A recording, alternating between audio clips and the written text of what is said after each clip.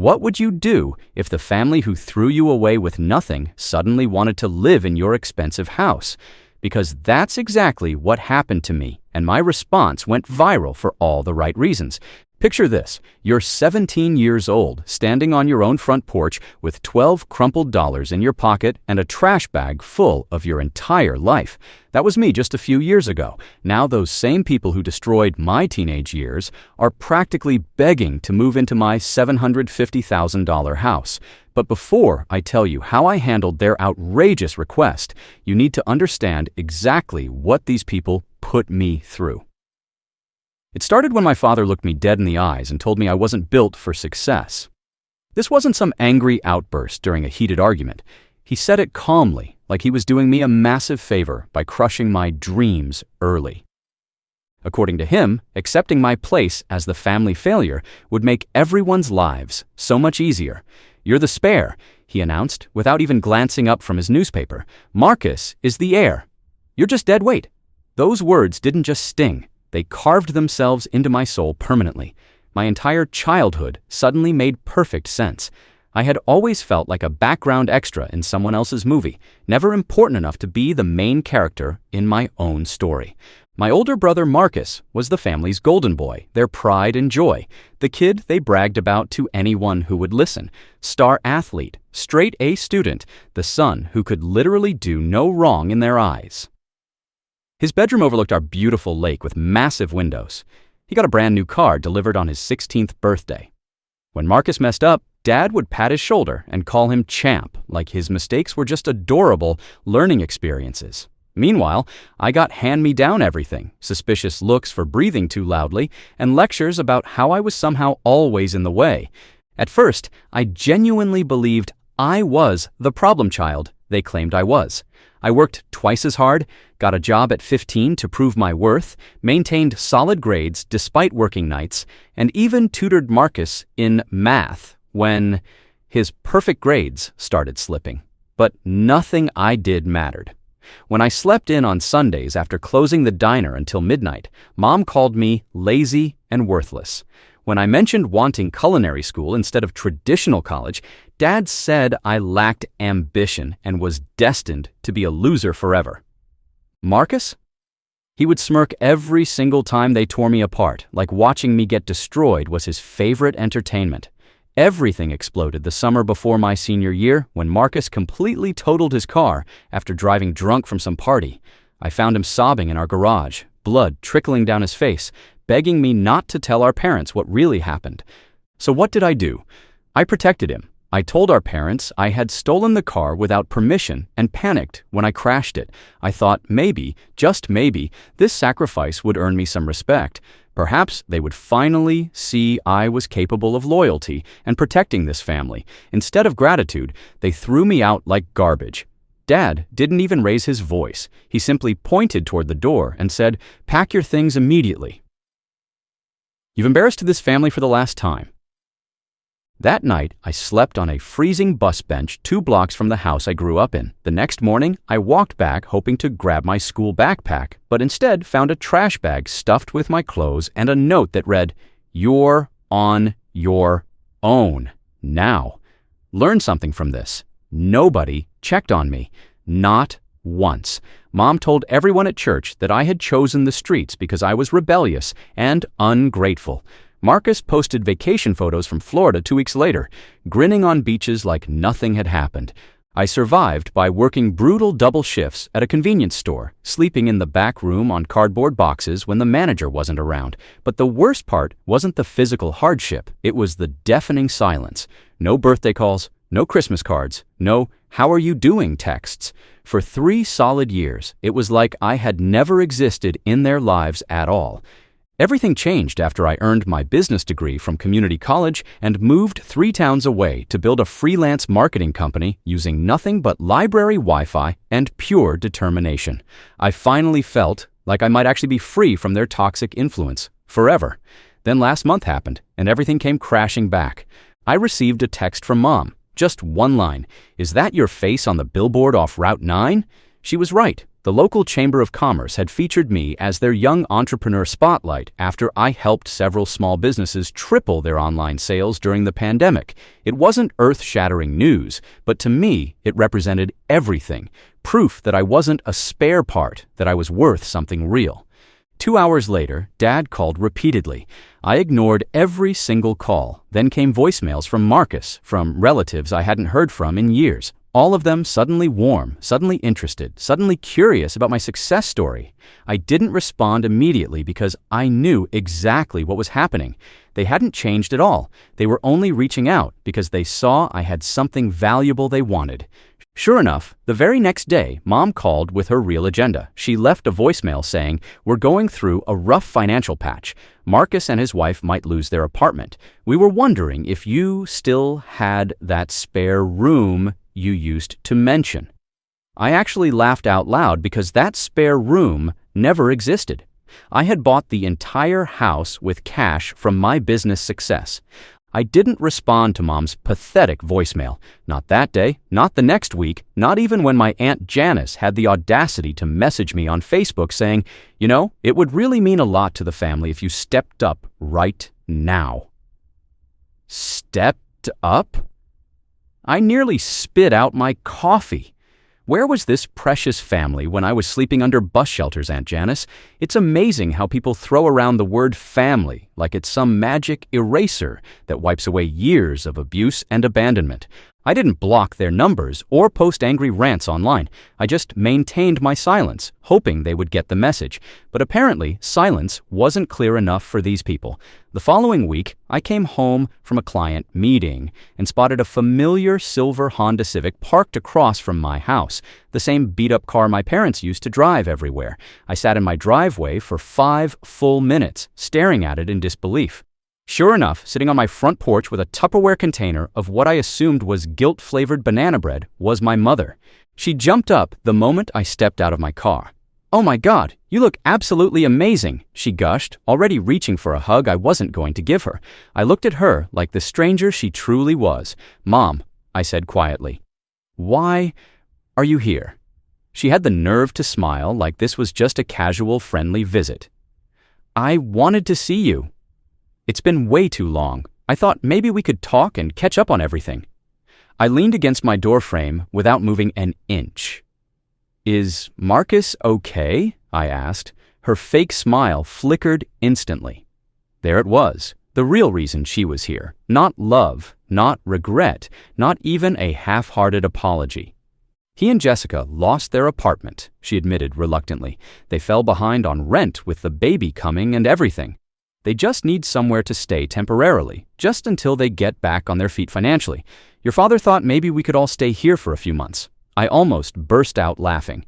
"You kicked me out with a trash bag and a cruel note," I said slowly, letting each word sink in. "I begged you to listen to my side of the story, and you told me to learn something from being homeless. Now you want me to give up my peace, my sanctuary, for the son you chose over me?" She blinked like I had physically slapped her across the face. It was complicated back then. We were just doing what we thought was right for everyone involved. "No," I interrupted firmly. "You were doing what was easiest for yourselves. You believed whatever lies Marcus told because it made your lives simpler. It didn't matter that it completely destroyed mine." For a moment, I saw something that almost looked like shame in her eyes. Then the defensiveness kicked in. "Well, we didn't know how everything would turn out. You've obviously done well for yourself, so maybe it wasn't such a terrible thing after all."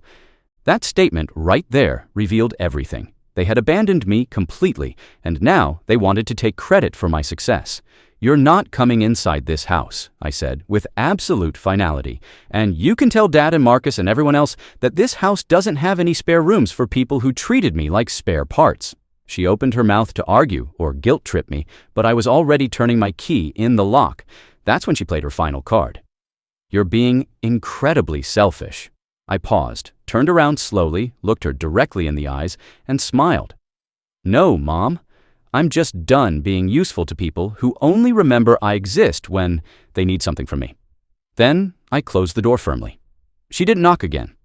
That night, I lay awake thinking about the sheer audacity of what had just happened. They were bold enough to show up at my house, ask for help, and act like we were still family after everything they had done. For a brief moment, that familiar guilt started creeping in, that old voice asking, what if I'm the villain now?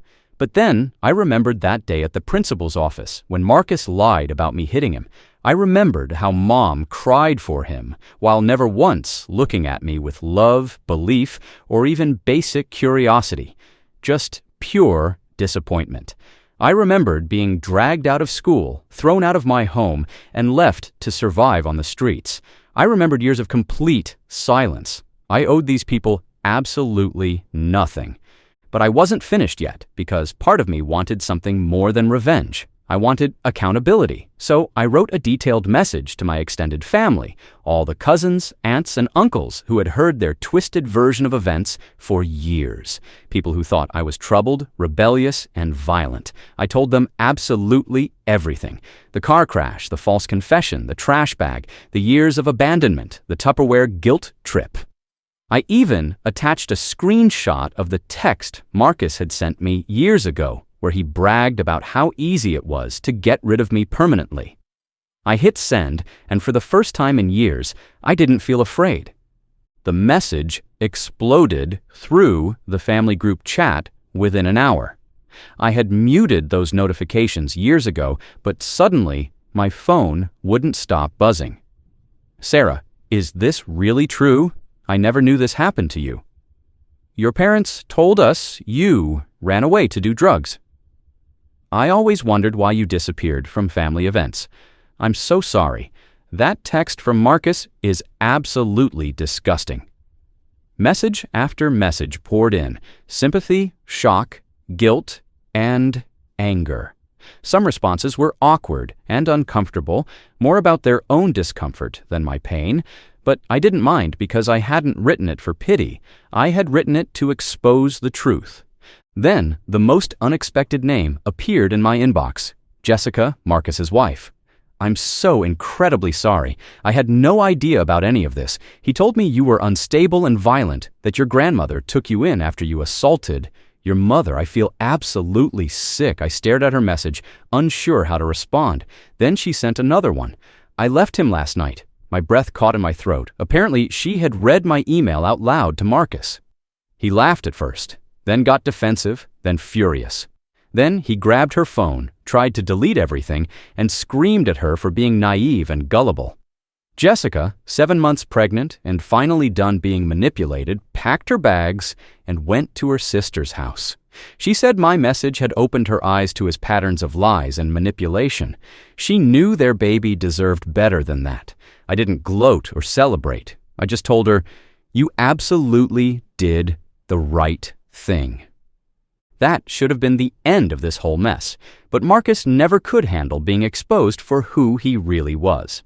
3 days later, I was walking to my car after getting coffee when someone called my name. I turned around and saw him standing there looking like a complete shadow of his former self. Unshaven, bloodshot eyes, wearing the same varsity jacket from high school, like he was desperately clinging to the last time anyone thought he mattered. You think you're so much better than me now? He sneered, reeking of cheap alcohol. I didn't respond, which only made him angrier. He stepped closer, invading my personal space.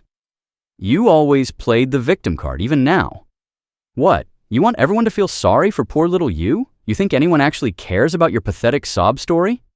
I could smell the desperation on his breath. You lied about everything, I said calmly. Yeah, so what? He laughed bitterly. You survived, didn't you? You've got your fancy house and your stupid billboard, so stop crying about the past.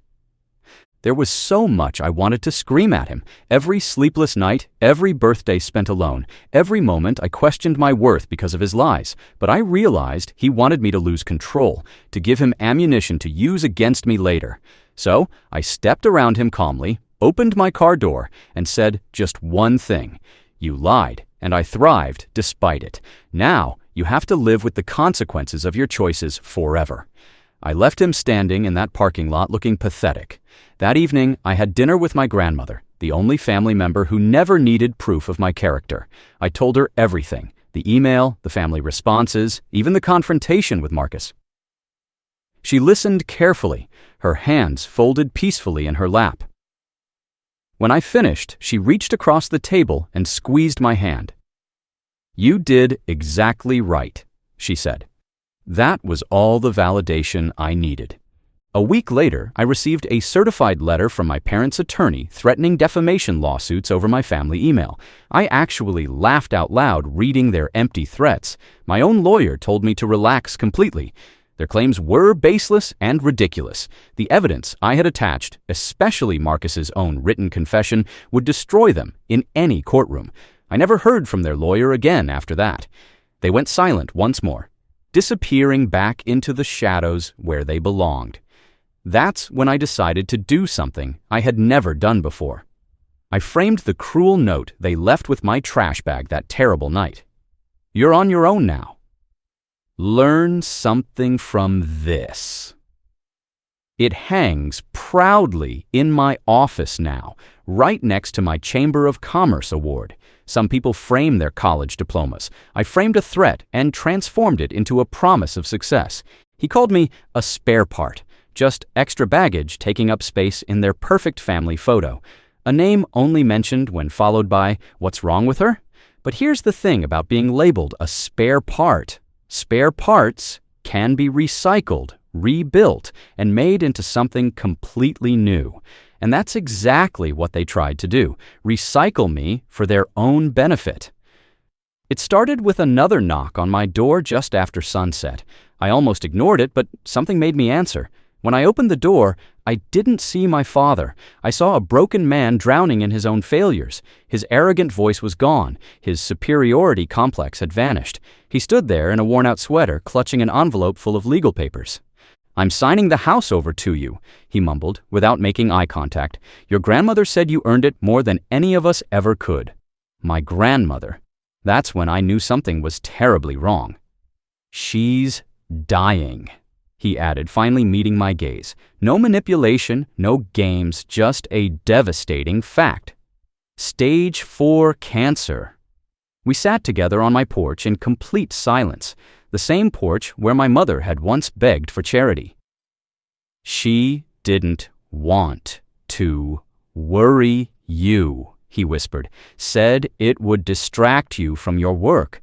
She said she was proud of everything you've accomplished." That word, proud, hit me harder than any insult ever could. I looked out at the garden she had helped me plant last spring. Lavender, rosemary, and bright marigolds. She called it her living prayer for my future. I could still see her faded gardening gloves hanging on the fence where she had left them just last week. I swallowed my anger because this wasn't about my parents anymore. This was about the one person who had always believed in me.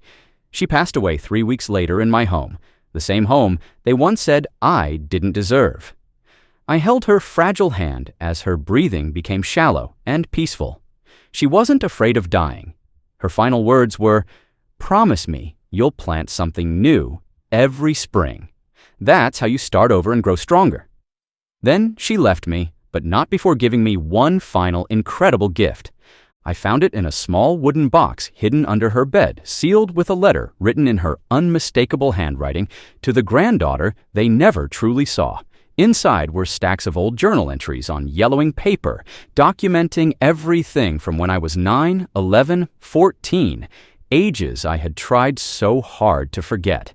She had recorded everything: my ignored birthdays, the bruises they pretended not to see, Marcus's elaborate lies and staged accusations, even the moments when Mom called me a mistake when she thought no one was listening.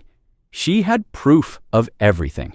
At the bottom of the box was a deed transfer for her house, already notarized and signed, making me the sole heir to everything she owned. I didn't cry, not because I wasn't heartbroken, but because her final act wasn't about sadness. It was about justice. She had rewritten our family's legacy completely. I kept her funeral small and intimate on purpose. No open invitations, no family drama, just people I knew would honor her memory respectfully. But of course, they showed up anyway. Marcus and my mother dressed in black, like it could somehow hide their true intentions, lurking at the edge of the crowd, waiting for their moment to insert themselves into my grief. After the final prayer, my mother approached with fake tears in her eyes. She didn't grieve. She just looked around, calculating the value of the garden, the house, and all the friends and colleagues who had chosen to support me. Then she asked the question I knew was coming. Is it true? Did she really leave everything to you? I looked her straight in the eyes and gave her the one thing she had always denied me: honesty. Yes, she did. That night, they had the audacity to leave another letter on my doorstep, typed, formal, and sterile, a request for temporary accommodation for healing and emotional transition. They wanted to live in her house, the same house they had abandoned her in when she took me in as a homeless teenager. I sat with that letter for hours, then wrote them a response that would change everything. Dear Mr. and Mrs. Turner, thank you for your interest in staying at the residence located at 49 Maplewood Lane. At this time, all rooms are currently occupied by peace, silence, dignity, and the long overdue scent of lavender. As such, we are unable to accommodate guests who abandon these values in the past. May you find shelter in the structures you built with your own choices. Kindly, go find somewhere else. I posted that response online and told my complete story without editing, shame, or revenge, just raw, unfiltered truth. It went viral because people shared it, stitched it, and messaged me constantly. Not for drama or entertainment, but for relief and validation. I wasn't alone in this experience. There are so many of us, so many spare parts who turned out to be the whole damn engine that kept everything running. Today, I walked through my grandmother's beautiful garden and planted something new, just as I had promised her, a single white rose bush that I named Rebirth. This story doesn't end with exile or anger anymore. It ends with deep, strong roots growing in soil I own, because I finally understand the truth. I was never a spare part. I am the seed that survived, thrived, and bloomed into something they could never destroy.